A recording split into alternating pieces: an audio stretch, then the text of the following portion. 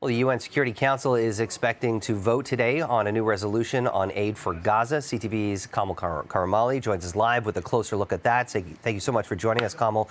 We know there's been some concerns from the U.S. about the wording of this resolution.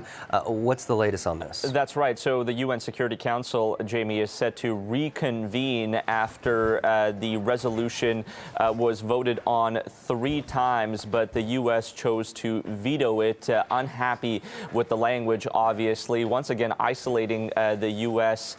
On the world stage. Now, we know world leaders and world powers are trying to change the language, as you mentioned, on 2 sticking points. One is related to the call to end the fighting in Gaza. That is the first point where they're trying to change the contested language. Point 2 is creating some sort of UN, that's United Nations-led mechanism that can monitor the delivery of aid to Gaza. Right now, Israel has the sole watch over the humanitarian aid that goes into the Rafah border into Gaza. The UN wants a bigger say in that, as well as overlooking some of that humanitarian aid. So right now, we know that U.S. officials and diplomats are meeting with Egypt to try and figure out a language that works so that Washington won't veto it. Coming at a time, Jamie, where the World Health Organization calling for increased aid to Gaza, as we now know that we've heard that there's no fully functional hospitals in northern Gaza.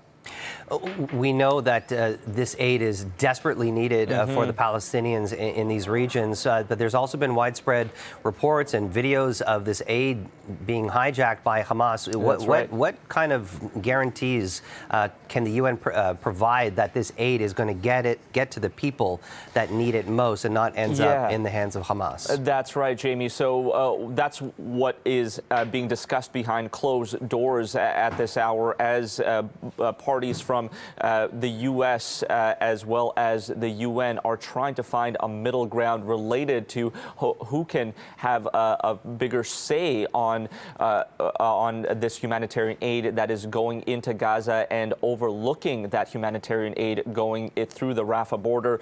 We know that U.S. has expressed displeasure that the draft resolution asks for the United Nations to have a bigger play and a bigger role in this humanitarian aid going into Gaza, saying that they are concerned that the UN monitoring the aid could not only possibly get into the hands of Hamas and be used in the wrong way, but also that it could slow down delivery. So once again, those conversations happening today behind closed doors in hopes that that language, that contested language, could be changed so that the U.S. doesn't veto this time around when the vote happens. CTV's Kamal Karamali, we appreciate the update as always. Thank you. Thank you.